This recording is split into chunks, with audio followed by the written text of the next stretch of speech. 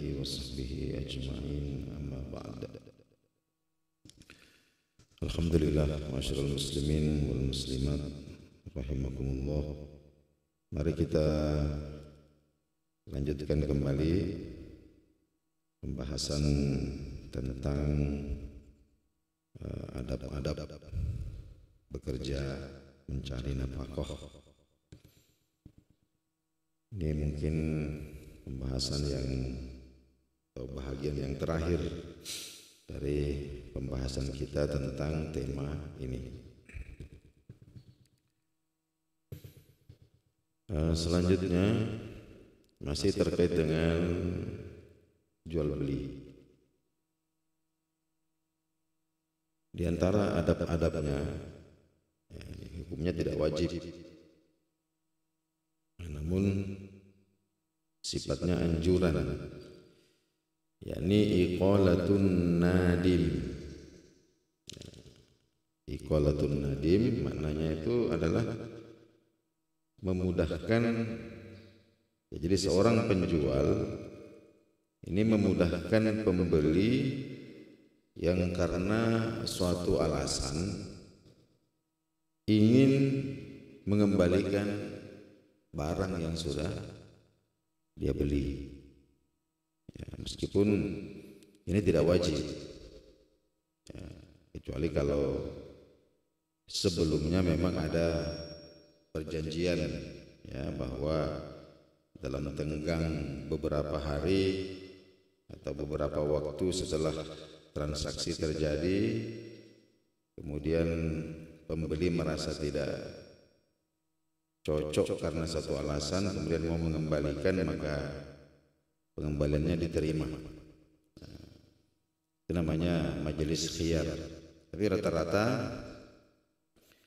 sekarang ini kalau kita lihat di toko, ini sudah ada tulisan bahwa barang yang sudah dibeli tidak bisa dikembalikan lagi.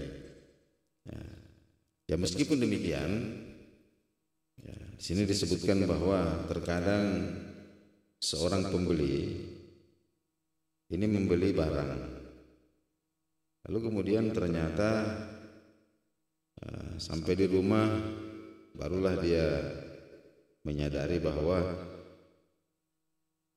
dia tidak membutuhkan atau tidak terlalu membutuhkan barang tersebut. Ternyata barang itu, atau mungkin ternyata masih ada di rumah yang bisa dipakai. Atau barangkali tiba-tiba dia ada keperluan yang mendesak sehingga dia membutuhkan uang. Dan mungkin salah satu caranya itu adalah dengan mengembalikan barang tersebut sehingga dia bisa memperoleh kembali harganya. Lalu kemudian dia mendatangi penjual liyaqilahu, untuk mengembalikan barang tersebut dan menerima harganya kembali. Maka ketika itu penjual, seandainya tidak menerima itu barang, Allah memaklumi, ya, makanya Allah tidak wajibkan. Akan tetapi seandainya penjual ini, ya, melapangkan hati lalu menerima barang yang dikembalikan ini dan mengembalikan harganya, maka walahu minallahi fi hadzal fi'li thawabun katsirun. Apa yang ia lakukan ini akan sangat-sangat dihargai oleh Allah Subhanahu wa taala. An Abi Hurairah, ini hadisnya, An Abi Hurairah radhiyallahu anhu, hadis dari Sayyidina Abi Hurairah radhiyallahu anhu, wala beliau berkata, qala Rasulullah sallallahu alaihi wasallam, Rasulullah sallallahu alaihi wasallam bersabda, man aqala musliman, ya, barang siapa pedagang, penjual yang memudahkan pembeli, ya, yang ingin mengembalikannya, yang memudahkan pembatalan, ya, pembatalan transaksi, ya, oleh seorang muslim, aqalahu Allahu athratahu yaumal qiyamah, maka Allah Subhanahu wa taala akan memaafkan atau akan membatalkan hukumannya nanti di hari kiamat. Nah, jadi sekali lagi Bapak dan Ibu sekalian, yang mendasari semua ini tidak lain dan tidak bukan adalah karena prinsip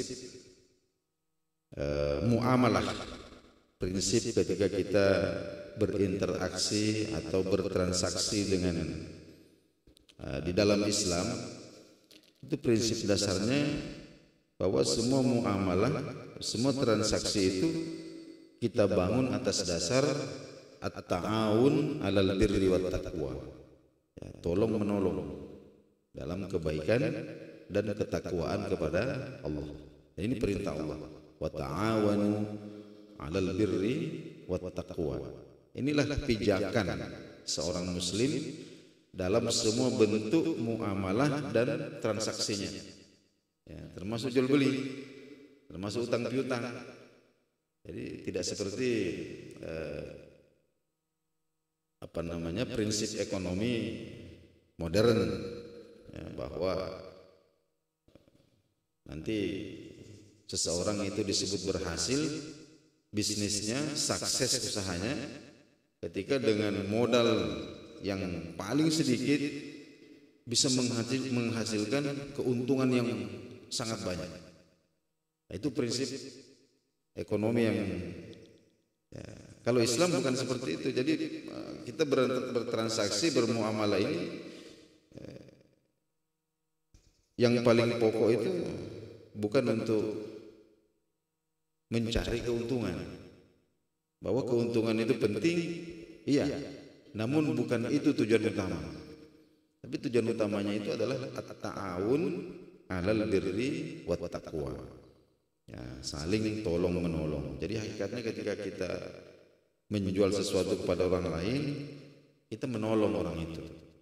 Begitu juga orang yang membeli kepada kita, itu juga menolong kita. Dan semua ini didasarkan atas takwa kepada Allah Subhanahu wa taala. Nah, jadi tidak diperkenankan seorang muslim ini kemudian mengeksploitasi, ya, dengan berbagai macam cara saudara-saudaranya ini untuk mendapatkan keuntungan yang sebesar-besarnya dengan modal yang paling sedikit. Tidak seperti itu Islam itu ketika bertransaksi. Nah, sehingga kalau kita perhatikan hadis-hadis baginda Nabi Sallallahu Alaihi Wasallam, ya, ini prinsipnya itu adalah siapa yang memudahkan urusan orang lain, maka Allah akan memudahkan urusannya. Nah, sebaliknya juga siapa yang mempersulit urusan orang lain, maka Allah juga akan mempersulit urusannya. Nah, kemudian yang berkaitan dengan profesi, ketika kita menjadi karyawan atau menjadi pegawai negeri, pegawai lah, apakah pegawai negeri atau pegawai swasta, ini ada juga etika-etikanya. Yang pertama, hendaklah menjauhi, ya, gaji yang atau upah yang sifatnya syubhat. Nah, ini tidak jelas halal atau haramnya. Nah, disebabkan apa? Nah, disebabkan karena tidak memenuhi, ya, kewajiban. Ya, apakah ini yang pemilik usaha atau karyawan? Jadi pemilik usaha ini dianjurkan, disunnahkan oleh Nabi Sallallahu Alaihi Wasallam, diperintahkan. Ya, tapi perintah ini sifatnya anjuran, ya, agar supaya bila telah tiba ya masa untuk membayarkan upah kepada karyawan, maka segeralah dibayarkan. Diusahakan bagaimana bisa dibayarkan tepat waktu. Dalam bahasa hadis ini, sebaik-baik upah yang diberikan kepada seorang pekerja itu adalah sebelum keringatnya kering. Ya, maknanya ya, tepat waktu.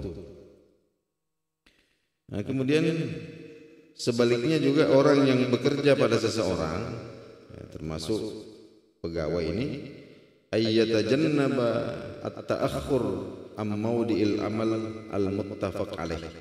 Jadi hendaklah memiliki disiplin, ya, tepat waktu, kemudian punya fokus terhadap apa yang menjadi tugasnya. Ya. Wastighlali waqtil amal bikamali wa adami idha'atil waqti wal inshighali bi ghairil amal. Jadi jangan kemudian ya, lalai dari apa yang menjadi tugas utamanya, ya, disebabkan karena adanya pekerjaan-pekerjaan lain.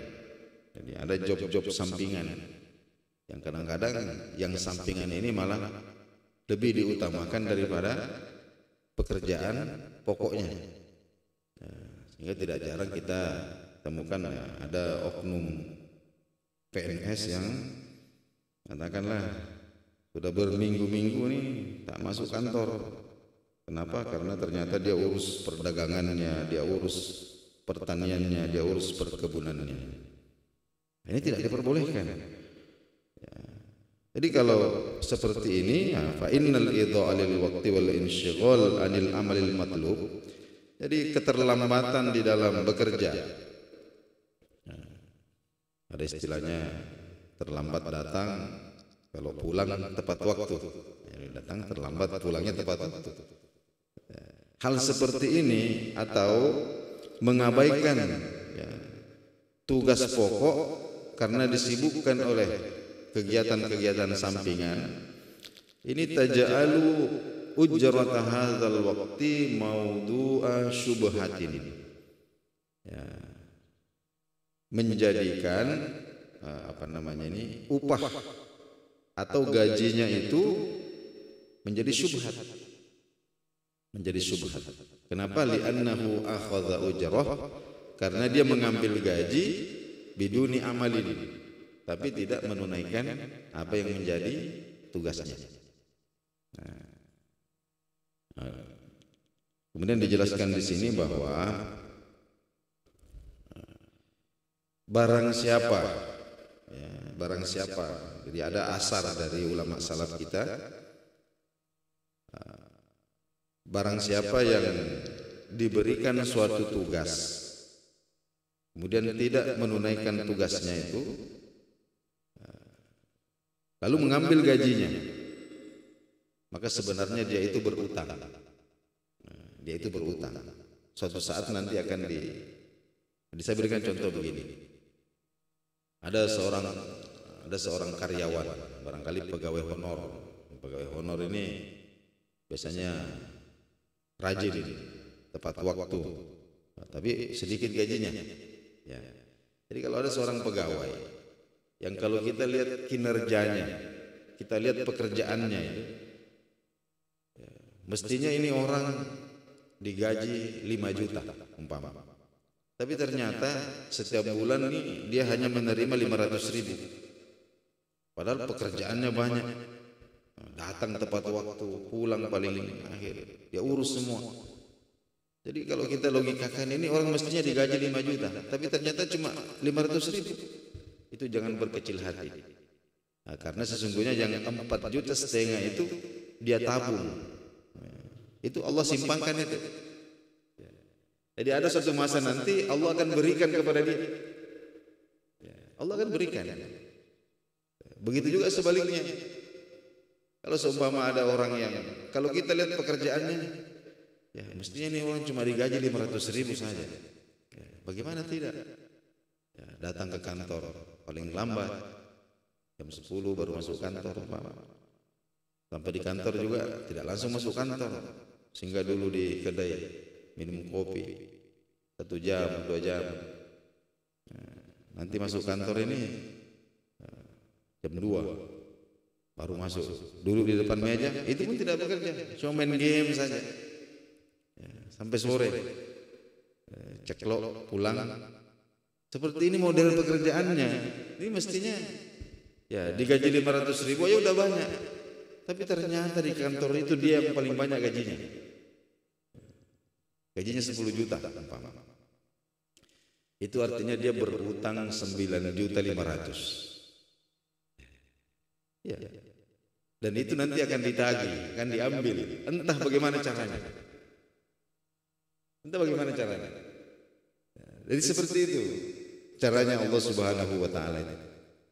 Makanya kita sering menyaksikan ya, ada orang yang kalau kita dengarkan gajinya tidak seberapa, tapi kita perhatikan ya, anak-anaknya ini semuanya tinggi-tinggi sekolah, semuanya bekerja, semuanya lancar urusan-urusannya.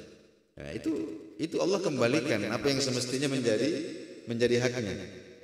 Nah, tapi sebaliknya juga kadang kita menemukan ada orang yang jabatan tinggi, gaji banyak, tapi hidup ini macam ya tidak pernah tidak pernah berkecukupan, selalu dikejar-kejar utang, selalu gelisah. Itu kenapa? Itu tadi itu. Karena dia ada utang itu Allah ambil terus pembayarannya. Nah, jadi kita mesti memperhatikan menunaikan waktu. Jadi sekali lagi bahwa meskipun dalam muamalah itu kita kelihatannya seperti berurusan dengan manusia, tapi sebenarnya prinsipnya itu kita sedang bertransaksi dengan Allah Subhanahu wa taala, dan Allah Maha mengetahui. Allah Maha mengetahui dan menyiapkan ya balasan masing-masing. Ya, in ahsantum, jika kalian berbuat baik, ya, kalian berbuat baik. Ahsantum li anfusikum. Maka kelihatannya kita berbuat baik kepada orang, tapi sebenarnya ketika kita berbuat baik kepada orang itu, hakikatnya itu kita sedang berbuat baik kepada diri kita sendiri. Ya. Wa in asatum, sebaliknya ketika kita melakukan hal-hal yang tidak baik, kelihatannya kita merugikan orang, kita menyakiti orang zahirnya, tapi pada hakikatnya kita menyakiti, kita merugikan diri kita sendiri. Ya, pasti kita akan merasakan. Nah, kemudian yang terakhir, ayyatajannabal al-muwadhdhabu ta'khirul muamalati wa ta'jil ashabil hajah wa mamatihim wal isra' fi ada'il a'mal wa hal masyakilin nas biwajhin taliq wa kalamin hasanin thayyibin. Seorang petugas aparat ya, yang notabene ini adalah pelayan masyarakat, ya hendaklah tidak mempersulit urusan orang banyak.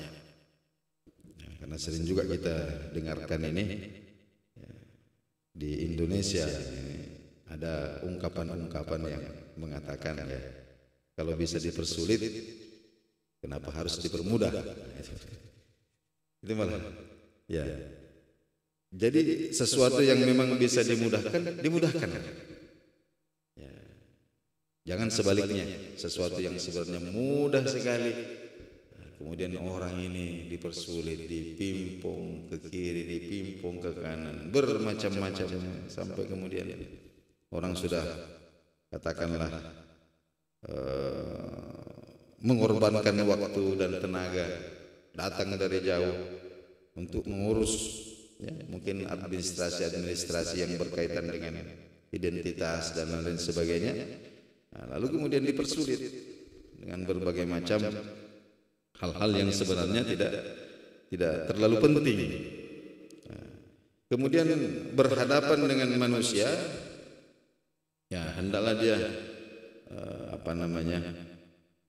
menghadapi orang ini biwajhin toliqin, ya, dengan wajah yang ceria, yang menampakkan kegembiraan, wa kalamin hasanin, pembicaraan yang baik.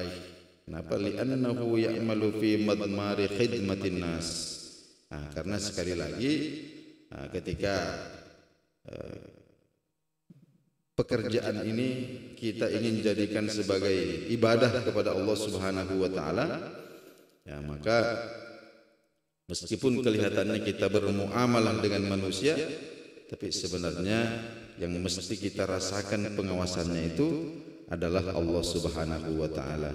Wa inna dzalika min asbabil barakatir rizqi.